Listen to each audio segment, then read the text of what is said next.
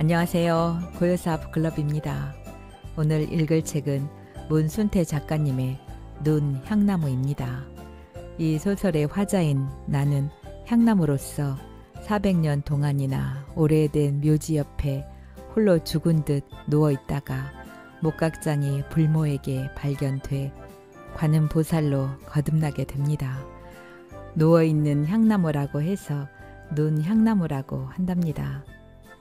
이덕화 평론가의 말에 따르면 이 작품에서 눈향나무를 화자로 등장시킨 것은 약초꾼 홍가와 불모 안가의 400년 전의 조상과 연결시키기 위한 전략이다 말씀하십니다. 인간 사이의 인연이란 홍가와 안가처럼 거슬러 올라가면 누구나 연결고리가 있지요. 문순태 소설 눈향나무 이야기 속으로 들어가 보겠습니다. 구독과 좋아요 부탁드립니다.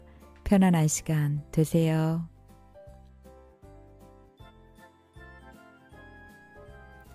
눈향나무 문순태. 정오부터 갑작스럽게 내린 눈이 폭설로 변했다. 지리산이 머리 끝에서부터 새끼 발가락까지 옴실하게 눈에 덮여 끝없는 설산을 이루었다. 푸른 빛이라고는 나뭇잎 하나 눈에 띄지 않는다. 지상의 흰빛과는 대조적으로 하늘이 검푸르다. 순백의 은빛 세상이 맑은 영혼의 빛깔처럼 소름 끼치도록 정갈해 보인다. 나는 지금 사람의 발길이 끊긴 지 오래된 관음굴의 암자에 홀로 앉아있다. 머리에는 화려하게 이를 데 없는 높은 보관을 쓰고 팔각 대자 위에 결과 부자 한 채 허리를 고추 세워 두 손을 가슴 앞까지 들고 아래로 향한 왼손의 약지를 엄지에 마주댄 하품 중생인의 아미타인을 짓고 있다. 고개를 약간 앞으로 숙여 아래를 굽어보고 있는 것은 1000개의 손과 1000개의 눈으로 세상의 모든 곳을 두루 살펴 자비로 중생의 괴로움을 구제하기 위해서다. 지금 내가 있는 곳은 지리산 종주 코스에서 한참 떨어진 세석평전 8부 능선의 너덜강 옆이라서 사람 냄새를 맡아보기가 쉽지 않다. 한창 철쭉이 피는 5월 하순부터 6월까지는 세석평전을 찾는 사람들 중에 어쩌다 관음굴을 발견하고 호기심에 쭈뼛거리며 들어오는 이도 있지만 가을 이후로는 그림자조차 찾아보기 어렵다. 일부러 기도하러 찾아오는 만신이나 약초꾼조차도 눈이 내린 후부터는 발길이 뚝 끊기게 마련이다. 사람의 손길이 미치지 않자 관음굴을 밝히는 촛불이 꺼진 지도 오래되었다. 한 사람이 몸을 움츠려 겨우 비집고 드나들 수 있을 정도의 입구로 스며드는 한 줄기 부연 장광이나 밖에 설광이 희미하게 남아 관음굴 속을 비춰주고 있지만 해가 지면 땅속처럼 깜깜하다. 눈이 내리고 있는 지금은 햇살이 없어도 눈의 빛으로 관음굴 안 모습이 희미하게 드러나 보인다. 바위 틈새의 좁은 입구에 비해 관음굴 안은 허리를 펴고 설 수 있는 높이에 10사람 정도 둘러 앉을 수 있을 만큼 널찍하다. 입구 오른쪽에 석간수가 똑똑 소리를 내며 방울방울 떨어져 언제나 옹배기가 넘실거린다. 식수를 해결할 수 있어 숨어 살기에는 적당한 곳이다. 나는 관음굴의 가장 안쪽 대추나무로 깎은 팔각 대자 위에 앉아서 바람 소리를 듣고 있다. 칼날 같은 바람이 눈 덮인 산을 갈퀴질 하듯 훑어내는 소리가 요란하다. 나는 바람 소리를 들으며 눈을 뜨고 지리산 안통을 샅샅이 헤집어 보고 있다. 작은 개미의 움직임까지도 다 살펴본다. 그러나 내가 눈여겨보는 것은 사람이다. 사람에게 특별히 관심을 갖는 것은 그만한 이유가 있다. 다른 동물들은 내버려 두어도 큰 욕심 부리지 않고 분수껏 살다가 명이 다하면 자연스럽게 죽음을 받아들인다. 그러나 사람은 내버려 두면 욕심을 부리고 그 욕심을 채우기 위해 남을 해치고 세상에 해악을 끼친다. 사람을 방치하면 하늘을 찌를 만큼 오만방자해져서 세상을 마음대로 주무르려고 하고 그 과정에서 장애를 만나면 이겨내지 못하고 고통에서 헤어나지도 못한다. 나는 1000개의 눈을 일시에 열어 천왕봉에서부터 여러 개의 봉우리와 등성이며 골짜기, 비탈, 습속과 억새밭, 너덜공의 자잘한 바위 밑까지도 샅샅이 더듬어 사람의 모습을 찾아보고 있다. 노고단에 올랐던 등산객들은 이미 화엄사 쪽으로 내려갔고 피아골 등성이를 타던 대학생들도 골짜기 아래 연곡사로 들어가는 것이 보였다. 이제 지리산에서 움직이는 것이란 어떤 존재도 눈에 띄지 않는다. 짐승이나 새들도 잔뜩 몸을 웅크리고 눈이 먹기를 기다리고 있는 듯하다. 안심이 되어 막 천안을 닫으려는데 언뜻 움직이는 것이 보였다. 천왕봉에서 세석평전 쪽으로 내려오는 두 사람이 눈에 들어왔다. 그들은 등성이를 타고 곧장 내려가면 관음굴이 나온다는 것을 알고 있는 듯했다. 그러나 눈이 허리께까지 쌓여있는 데다가 앞이 보이지 않을 정도로 눈보라가 휘몰아쳐 걸음을 옮기기가 쉽지 않아 보인다. 게다가 한 사람은 완전히 지쳐 움직이는 것을 포기하고 자꾸 눈 속에 주저앉곤 한다. 서둘러 관음굴까지 내려오지 못하면 두 사람은 필시 얼어 죽고 말 것이다. 짐승이나 새들은 아무리 춥고 폭설이 내려도 얼어 죽는 법이 없다. 인간들이 해치지만 않는다면 정명을 채우게 마련이다. 그러나 사람이라는 동물은 체온을 유지하지 못하면 죽고 만다. 그러고 보면 강한 척, 똑똑한 척 하는 인간이야말로 가장 약하고 어리석은 존재가 아닌가 싶다. 나는 죽음의 직면에 있는 두 사람을 잘 알고 있다. 깡마른 체격에 너무 지쳐 움직임이 둔해진 쪽은 약초꾼 홍가이고 큰 키에 몸집이 좋은 쪽은 목각장이 불모 안가다. 그들은 불상을 조각할 만한 고사목을 찾기 위해 세석평전 능선을 헤매다 눈을 만난 것이다. 지난 늦가을 약초꾼이 석청을 따러 지리산에 올라왔다가 벼락 맞아 죽은 아름드리 주목을 발견하고 불모에게 알려주었을 것이다. 그리고 어제 아침 불모는 약초꾼을 앞세우고 지리산에 올랐다가 갑작스럽게 퍼붓는 폭설을 만났으리라. 불모는 반드시 죽은 나무만을 선택하여 불상을 조각한다. 살아있는 것이라면 나무까지 하나 꺾지 못했다. 그는 그대로 두면 썩어 없어질 죽은 나무를 찾아내어 나무가 아닌 다른 것으로 새롭게 태어나게 하는 것을 보람으로 생각하며 살고 있다.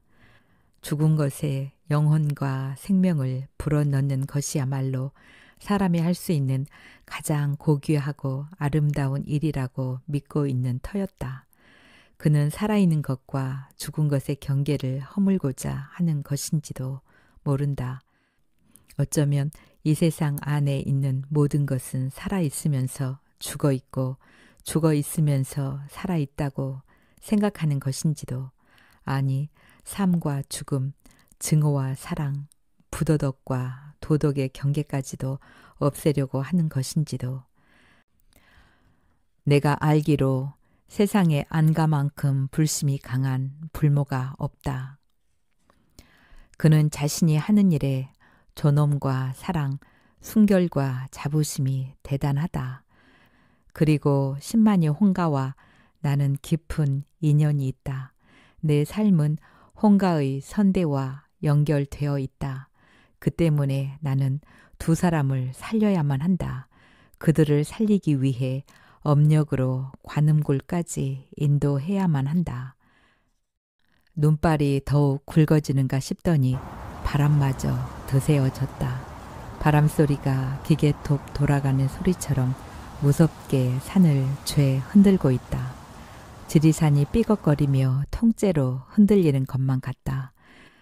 기진한 몸을 가까스로 일으켜 힘겹게 비탈길을 내려오고 있던 약초꾼이 힘없이 넘어지면서 대굴대굴 구르더니 눈 속에 파묻히고 말았다.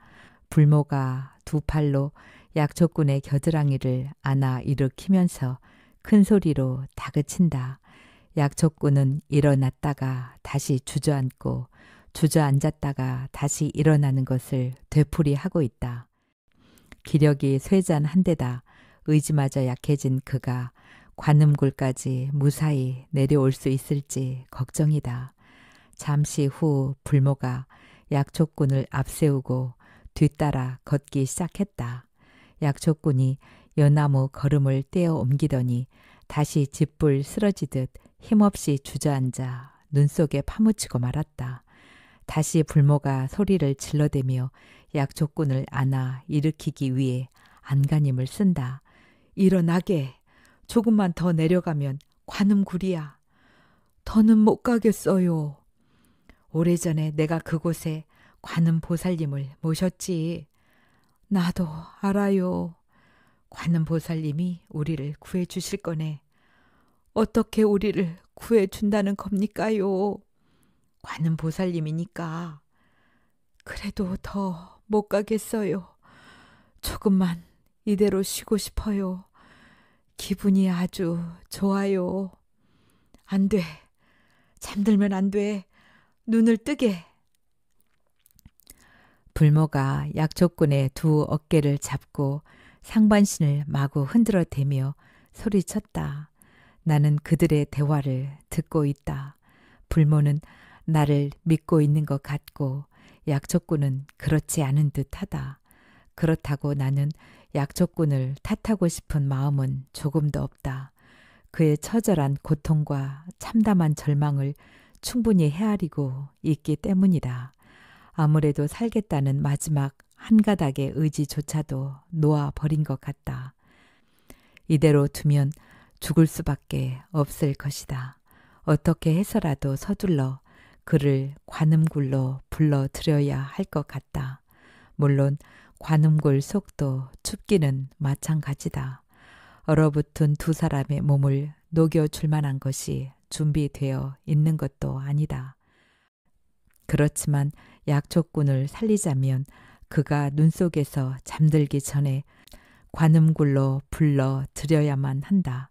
체온이 섭씨 35도 이하로 내려가면 심장이나 뇌, 폐의 기능이 저하되면서 오한이 들고 졸음이 쏟아지게 마련이다. 졸게 되면 맥박이 느려지고 의식이 희미해진다. 또 체온이 27도 이하로 내려가면 부정맥 위험이 있고 25도로 내려가면 심장 박동이 정지되어 죽은 것처럼 보인다. 나는 인간의 체온에 대해 자주 생각해 보았다. 인간에게는 체온이라는 것이 있는데 높아도 안 되고 낮아도 안 되며 언제나 적정 온도를 유지해야만 살아갈 수가 있다. 그 체온을 유지해 주는 것이 붉은 피라는 것을 나는 알고 있다. 피는 곧 생명이며 감정과 이성의 균형을 유지해 주기도 한다. 내가 인간을 부러워하는 이유는 몸속에 흐르고 있는 붉고 따뜻한 피를 갖고 있기 때문이다. 그러나 내 몸속에는 붉은 피 대신에 향기가 있지 않은가.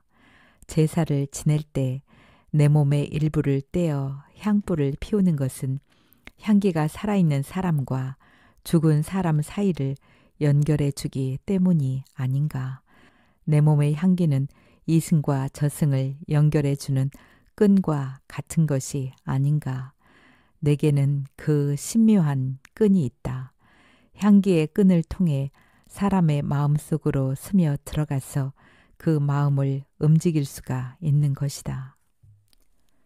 중생제도라는 것도 실은 끈을 이용해서 사람의 마음을 좋은 쪽으로 유도하는 것이 아닌가. 불행과 행복, 슬픔과 기쁨, 절망과 희망, 증오와 사랑 등 마지막 결정은 내가 아니라 인간 자신이 하는 것이라는 것도 알고 있지만 그것을 유도하는 끈은 내가 잡고 있는 것이다. 지금 약초꾼이 졸음을 이겨낼 수 있게 하자면 그에게 살아야겠다는 한 가닥 희망의 끈을 붙잡을 수 있도록 의지를 불어넣어 주지 않으면 안 된다. 나는 조심스럽게 약초꾼 마음속으로 들어가기로 했다. 그러나 그게 내 뜻대로 될지 모른다. 그의 마음속으로 들어간다고 해도 그가 나를 거부하면 아무런 도움도 줄 수가 없기 때문이다. 나는 400년 동안이나 오래된 묘지 옆에 홀로 죽은 듯 누워 있었다. 누워 있는 것처럼 보이지만 몸이 땅에 닿지는 않았다. 잔가지 하나라도 땅을 짚지 않고 뿌리의 힘만으로 공중에 떠 있는 것처럼 누운 몸을 지탱하기는 참으로 힘겨운 일이다. 나는 그렇게 400년을 누워 있었다. 사람들은 내가 누워 있다고 해서 눈 향나무라고 부른다. 나는 누구인가 나를 찾아와 도끼로 내 몸을 찍어 상처 내기를 간절하게 기다렸다.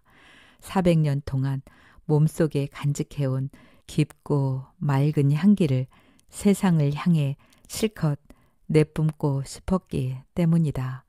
아무리 짙고 그윽한 향기라도 몸 밖으로 뿜어내지 못하고 오랫동안 간직하고 있다면 무슨 소용이 있겠는가. 그것은 죽은 향기나 다름없지 않은가. 그러나 내가 누워있는 곳이 너무나 깊은 산속이라 아무도 나를 찾아내지 못했다. 그곳은 절집으로 가는 산길 중턱으로 예전에는 내 옆을 지나다니는 사람들이 많았으나 자동차가 다닐 수 있도록 산을 허물어 새 길을 뚫고 말끔하게 포장까지 한 후부터는 인적이 끊겼다. 그 후로 나는 홀로 그곳에 갇혀 살아온 것이다. 아마 내가 사람 냄새를 맡지 못한 지가 30-40년쯤 되는 것 같았다. 본디 나는 임진왜란 때 죽은 돌쇠 장군의 무덤을 쓸 때 심어졌다. 영웅의 죽은 영혼과 함께 할 수 있음을 큰 축복으로 받아들였다. 나라를 지키기 위해 싸우다 전사한 장군의 무덤을 지키는 것에 자부심을 느꼈다. 1598년 봄에 돌쇠 장군이 죽었으니 402년간 한 곳에서 뿌리박고 무덤을 지켜온 셈이다. 흙이 비옥하고 햇볕이 잘 드는 양지 바른 곳이라 튼실하게 잘 자라서 심은 지 100년쯤 지나자 시제 때가 되면 내 몸을 갉아 향불을 피우곤 했다. 나는 매년 3월에 지내는 돌쇠 장군의 시제를 기다렸다. 1년에 한 번 향불을 피우기 위해 칼로 내 몸을 도려낼 때가 되면 몸속에 간직하고 있던 향기를 힘껏 뿜어낼 수 있었고 나는 그 순간을 즐겼다. 내 향기가 사람의 코 속으로 스며들어 핏줄을 타고 온몸으로 퍼지는 것을 느낄 수가 있었다.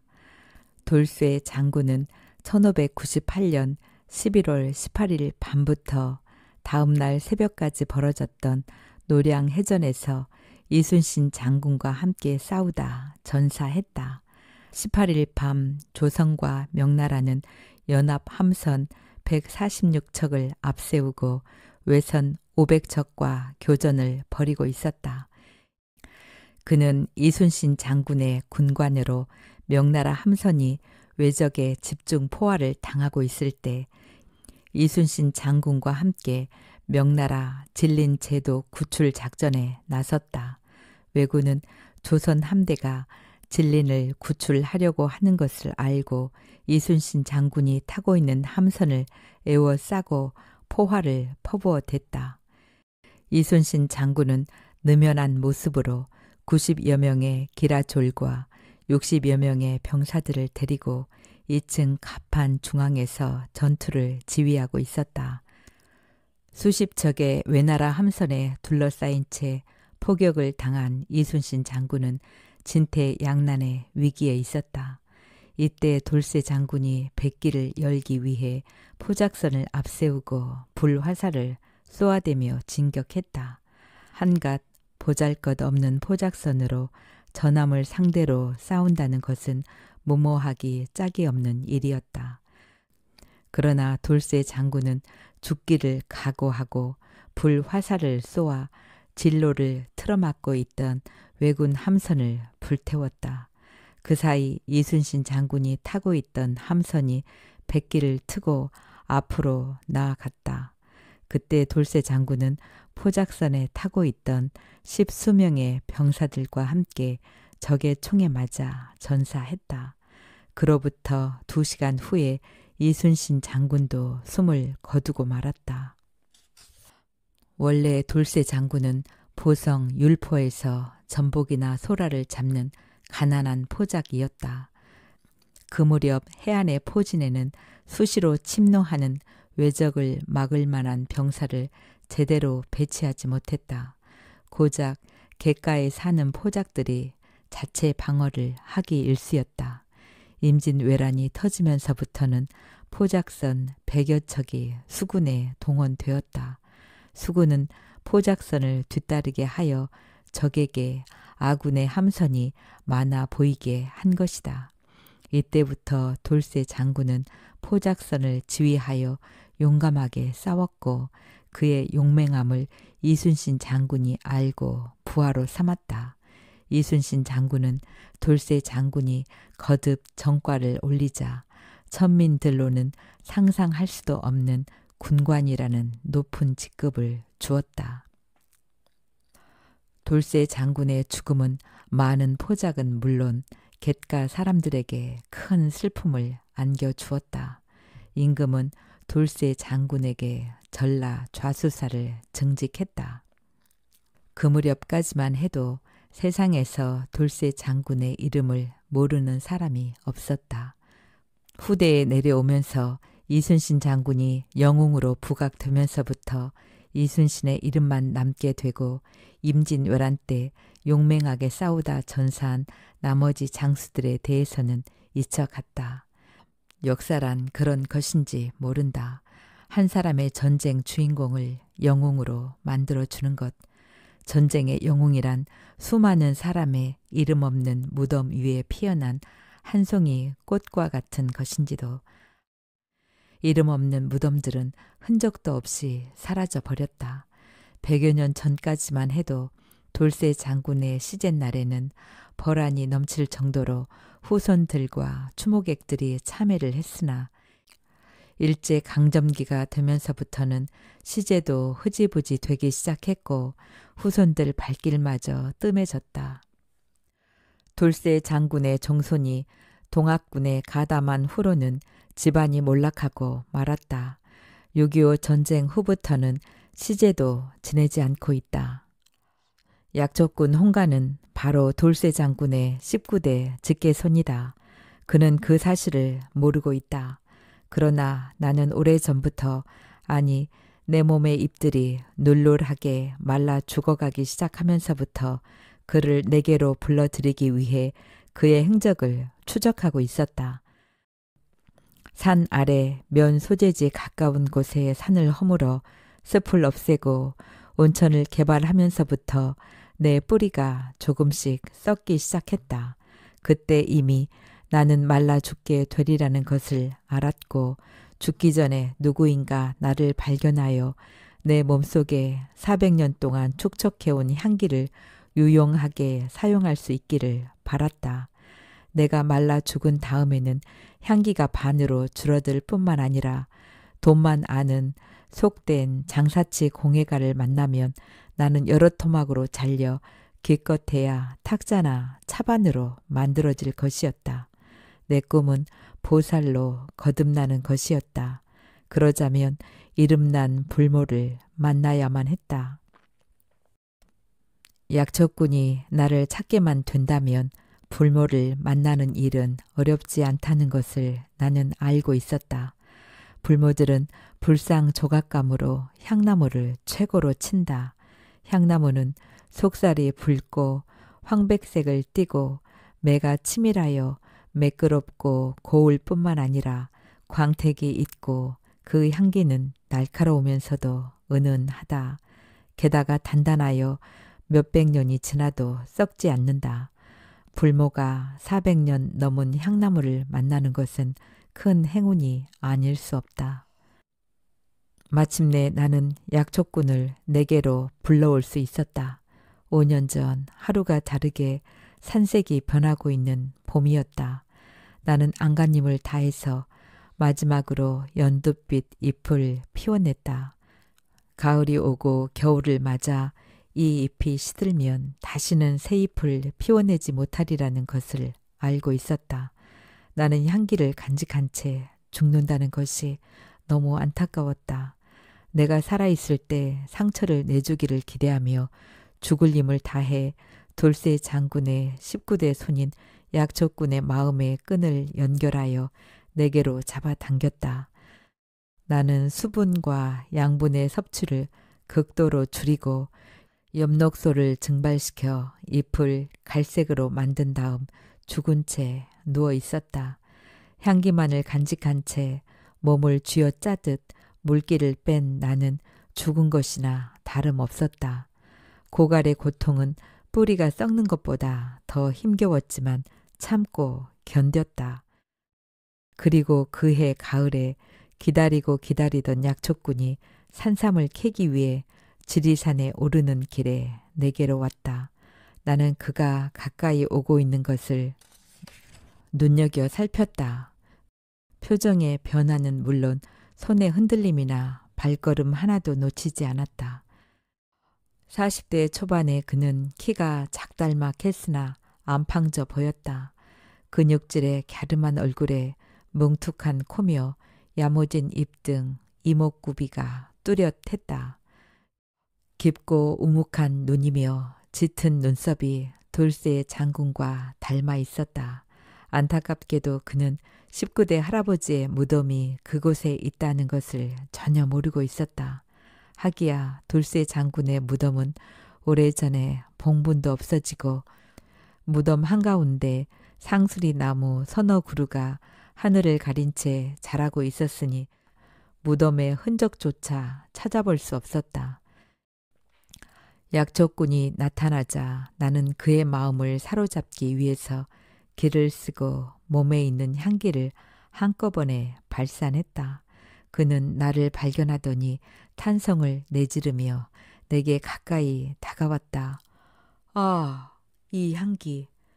깊은 산에 이렇게 오래된 논향나무라니. 이 정도면 수령이 한 500년쯤 되겠는데? 아, 아깝게 죽어가고 있구나. 그는 죽어가는 나를 쓰다듬으며 연방 감탄했다.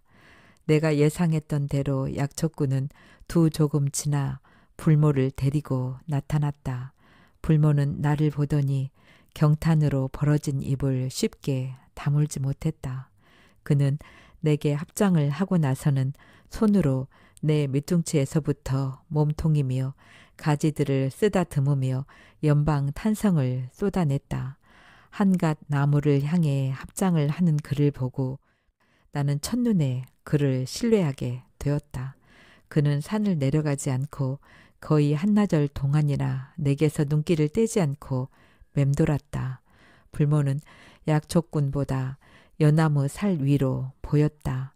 큰 키에 몸집이 우람하고 눈이 부리부리했으며 각진 턱에 수염이 거뭇했다. 약초꾼은 그를 법천 선생님이라고 깍듯이 존대를 했고 불모는 약초꾼을 홍씨라고 반말을 하며 함부로 대하는 듯 싶었다. 불모가 다녀간 지 사흘 후 마침내 기계톱이 요란한 소리를 내며 내 몸을 동강냈다. 톱에 내 몸이 잘릴 때 나는 전율처럼 짜릿한 희열을 느꼈다. 절단의 고통이 그처럼 큰 기쁨이 될 줄은 몰랐다.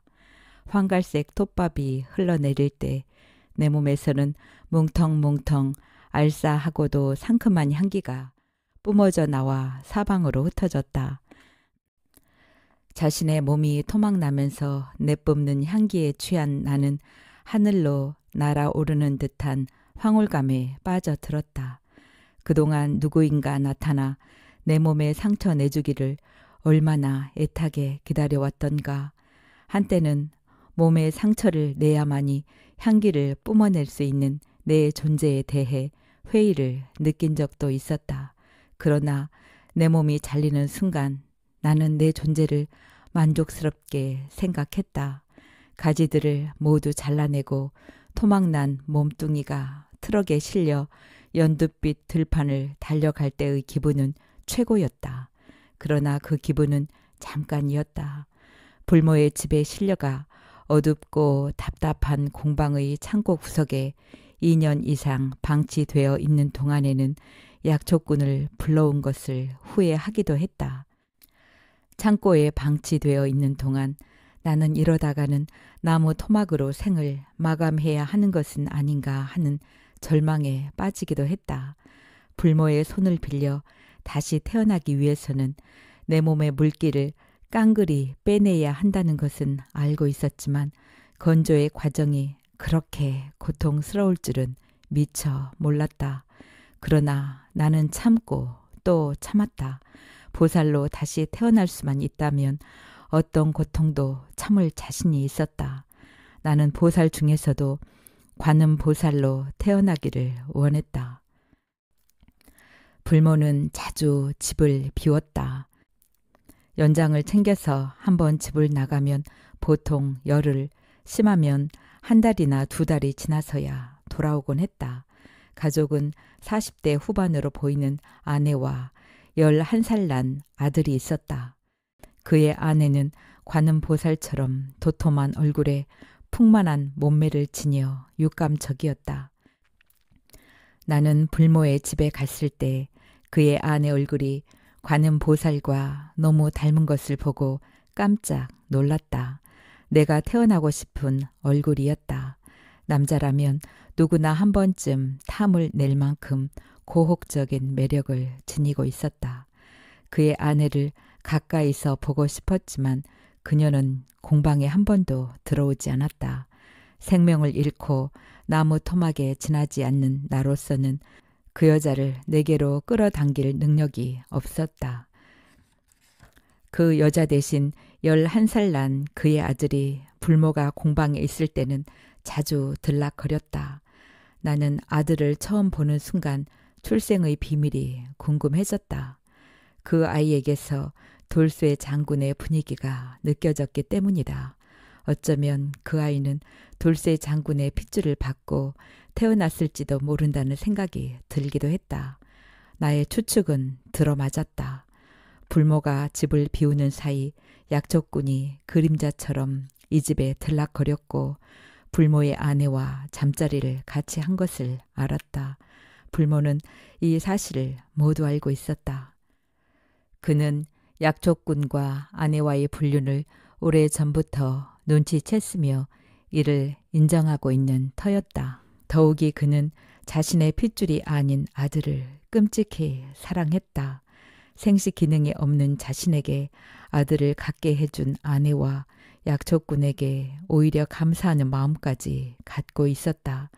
그는 약초꾼과 아내를 증오하거나 그들에게 안갚음을 할 생각이 전혀 없는 듯 싶었다. 삼벗 꽃잎이 꽃비처럼 후루루 바람에 날리던 이른 봄날이었다. 한 조금 만에 집에 돌아온 불모가 문을 열고 창고 안으로 들어왔다. 봄날 아침에 눈부신 햇살이 열린 창고 안으로 꾸역꾸역 쏟아져 들어왔다. 불모는 햇살에 비친 나를 이리저리 되작거려 살펴보기 시작했다. 나는 그가 비로소 내 몸에 자귀질을 하게 될지도 모른다고 생각하면서 제발 당장에 관음보살로 태어나게 해달라고 서원을 했다. 내가 관음보살로 태어나기를 원하는 데는 그만한 이유가 있었다. 관음보살은 대자 대비를 근본 서원으로 하는 보살이며 중생에게 온갖 두려움이 없는 무외심을 베풀고 세상을 구제할 때 33가지의 형체로 나타날 수 있기 때문이었다. 다음 날 불모는 목욕 재개로 몸과 마음을 정갈하게 가다듬고 종일 공방의 부처님 앞에 기도를 올렸다. 그로부터 사흘 후 그는 다시 내 몸을 2 토막으로 자르더니 밑둥치에 해당되는 부분에 미친 듯 자귀질을 하기 시작했다. 그가 땀을 흘리며 자귀질을 할 때 나는 마음을 한데 모아 관음 보살의 형상을 그렸다.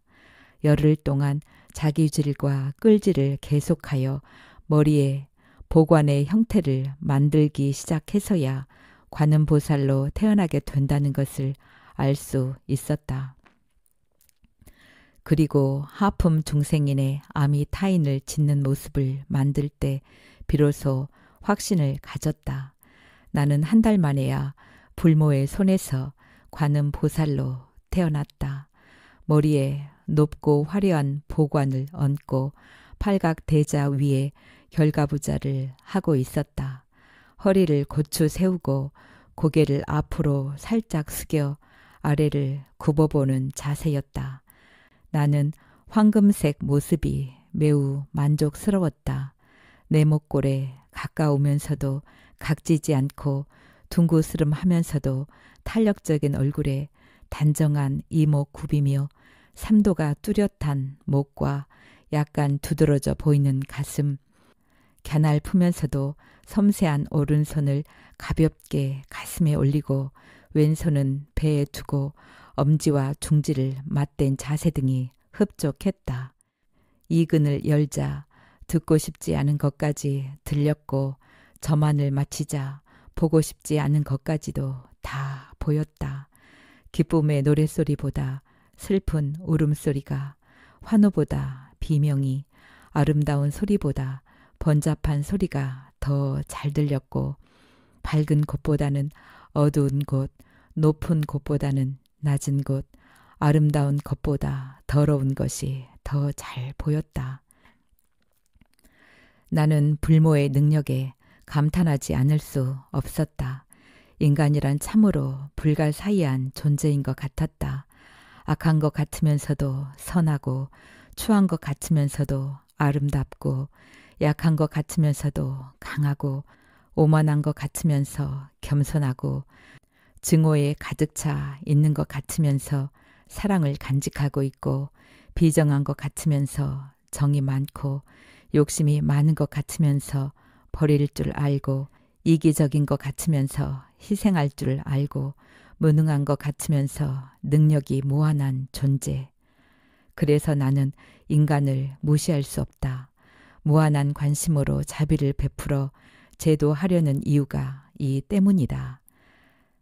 그의 늦여름 지리산에 한창 철쭉꽃이 붉게 타오를 때 나는 드디어 이곳 관음굴에 안치되었다. 그리고 지금 관음 보살로 태어난 후 처음으로 사람의 목숨을 구해주기 위해 마음을 쓰고 있는 중이다. 약초꾼이 눈 속에 파묻혀 있는 것이 보인다. 그는 살고자 하는 마음을 포기해버린 듯 꼼짝도 하지 않고 있다. 불모가 있는 힘을 다해 약초꾼의 2 팔을 잡아당긴다. 내가 약초꾼의 마음속으로 들어가서 그의 살려는 의지를 살려보려고 했으나 자꾸만 나를 밀어내려고 했다.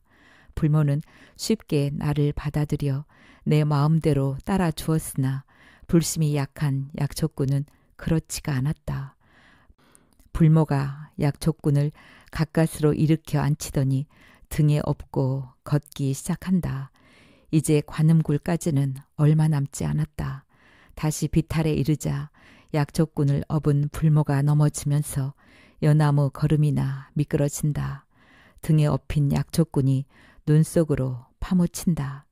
불모가 비틀거리며 일어나더니 약초꾼을 일으켜 등에 엎는다. 바람이 숨을 죽이자 이내 눈송이가 굵어진다. 2 사람의 털모자와 어깨, 약초꾼의 등에 눈이 수북하게 쌓였다. 움직이는 눈사람 같다. 약초꾼을 업고 비탈을 내려가는 불모의 두 다리가 자꾸만 휘청거린다. 다시 넘어지면 일어나지 못할 것만 같다. 그는 지금 선조가 넘겨준 무거운 업보를 짊어지고 있다. 두 사람을 묶고 있는 질긴 인연의 밧줄은 어디쯤에 가서 풀리게 될지 모르겠다. 가보년 농민전쟁 때 약초꾼의 증조부 홍기표는 동학군이었고 불모의 증조부 안달복은 동학 토벌군 대장이었다. 순창 강천사에서 동학 폐잔병들을 추적하던 안달복은 도망치는 홍기표를 끝까지 쫓아가서 붙잡아 목을 잘랐다. 그때 홍기표의 나이 25살이었고 그가 죽던 그달에 아내의 뱃속에 있던 유복자가 태어났다.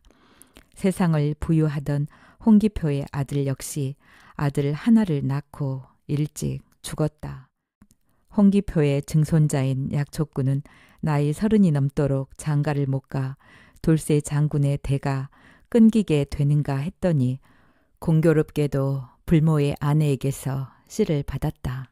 두 사람의 인연이 참으로 기구하고도 미묘하지 않은가. 이 또한 부처님의 뜻이란 말인가. 두 사람의 숨소리가 점점 가까워지고 있다. 불모의 숨소리는 거칠고 약초꾼의 숨소리는 감지할 수 없을 정도로 미약하다. 숨소리가 가냘픈 것을 보니 잠이 들었을는지도 모른다. 잠이 들면 큰일이다. 나는 그를 살려낼 방도를 생각해 본다. 관음굴 역시 춥기는 마찬가지다. 눈을 휩쓸고 달려 들어온 칼바람이 암굴에 가득 도사리고 있다. 더욱이 먹을 것이라고는 치성을 드리러 왔던 만신들이 내게 바친 배며 사과 몇 개와 돌덩이처럼 굳어진 떡 부스러기가 전부다. 그나마 과일은 오래되어 쪼글쪼글 말라 비틀어졌다. 암굴 밖에서 발자국 소리가 멎는다. 투덕투덕 눈을 떠는 소리도 들린다. 그들이 도착한 모양이다.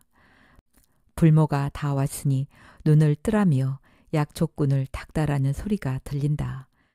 이윽고 불모가 축 늘어진 약초꾼을 질질 끌고 관음굴 안으로 들어선다. 제발 이 사람을 좀 살려주십시오. 불모가 약초꾼을 내가 앉아있는 대좌 앞 돗자리에 누이고 자신의 윗도리를 벗어 상반신을 덮어주며 말한다. 입이 얼어붙어 웅얼웅얼 발음이 분명하지가 않다. 불모는 돗자리에 쪼그리고 앉더니 눈을 뜨라며 소리치며 여러 차례 약초꾼의 뺨을 후려친다. 반응이 없자 그는 안간힘을 다해 약초꾼의 몸을 주무르기 시작한다. 잠시 후 불모는 관음굴 구석에 있는 종이 상자며 신문지를 입구 쪽에 가져다 쌓아놓고 라이터로 불을 붙인다. 가까이서 불을 피워 따뜻한 공기가 갑자기 유입되면 부정맥 위험이 따르고 피가 심장과 뇌로 급격히 흘러들어 뇌졸중이나 심장마비를 일으킨다는 것을 불모는 알고 있는 듯하다. 불모는 서둘러 치성꾼들이 두고 간 양은 그릇에 석간수를 받아 불 위에 얹혀놓고 나서 다시 약초꾼의 몸을 주무르기 시작한다. 곧 불이 꺼지자 그는 돗자리며 만신들이 치성 드릴 때 앉았던 하나뿐인 방석까지도 태운다. 그는 관음굴 안에 있는 것들 중에서 불에 탈 수 있는 것은 다 가져다 태웠다. 약초꾼은 눈을 뜨지 않는다. 그 정도의 불기운으로는 얼어붙은 약초꾼의 몸을 녹일 수가 없다. 점점 불길마저도 쇠잔에 가고 있다. 불모는 배낭까지도 태운다. 화학 섬유가 타면서 매캐한 냄새와 함께 검은 연기가 관음굴 밖으로 새어나간다. 불모는 새끼 손가락을 양은 그릇에 넣고 물의 온도를 가늠해 본다. 불기가 약해서인지 양은 그릇의 물은 좀처럼 데워지지가 않는다. 약초꾼을 살려내자면 그의 체온이 저하되는 것을 막기 위해 따뜻한 물을 먹이고 주위 공기의 온도를 서서히 높여야만 한다. 그러자면 빨리 물을 데워야 한다. 불모는 불태울 만한 것을 찾느라 관음굴 안을 두리번거린다. 그러나 불을 만들 만한 것은 아무것도 없다. 굴 밖에 나가봤자 너덜거이 쫙 깔려 있는 데다 눈보라가 휘몰아쳐 땔감이라고는 삭정이 하나 주워 올 수가 없다. 언뜻 그의 시선이 내게 머무른다. 나는 그가 무슨 생각을 하고 있는지 그의 심중을 읽을 수가 있다. 그러나 곧 그는 마음속으로 도리지를 치는 듯하다. 나는 약초꾼이 얼마나 더 버틸 수 있는지 알아본다. 그는 더 이상 오한을 느끼지 못하는 상태에서 여전히 졸음에 빠져 있다. 혈관과 경락이 수축되어 피의 흐름이 원활하지가 못해 맥박이 느려지고 의식이 가물가물해지고 있다. 조금 더 있으면 의식이 없어지고 근육이 경직되면서 손가락과 발가락이 자줏빛으로 변하고 호흡이 멎을 것이다. 그를 살리자면 비상수단을 쓰지 않으면 안 된다. 불모가 다시 새끼 손가락을 양은 그릇에 넣어본다. 벌써 3번째다. 그는 무겁게 고개를 저으면서 간절한 눈빛으로 나를 쳐다본다. 그가 내게 말을 하고 싶어하는 것 같다. 나는 그가 내게 하고 싶은 말이 무엇인지 잘 알고 있다. 나는 그의 생각을 실행에 옮기게 하기 위해 그의 마음속으로 들어간다.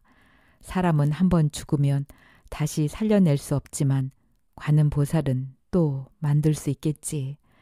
나는 그의 마음속에서 그렇게 말한다. 불모도 그것을 알고 있을 것이다.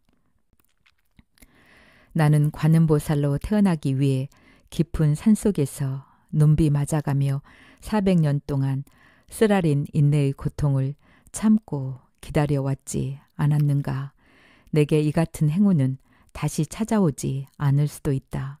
다시 관음보살로 태어나는 행운을 잡기 위해서는 향나무나 박달나무, 주목나무 같은 불상의 제목이 될 만한 나무를 만나 또 몇백 년을 기다려야 할지 모른다.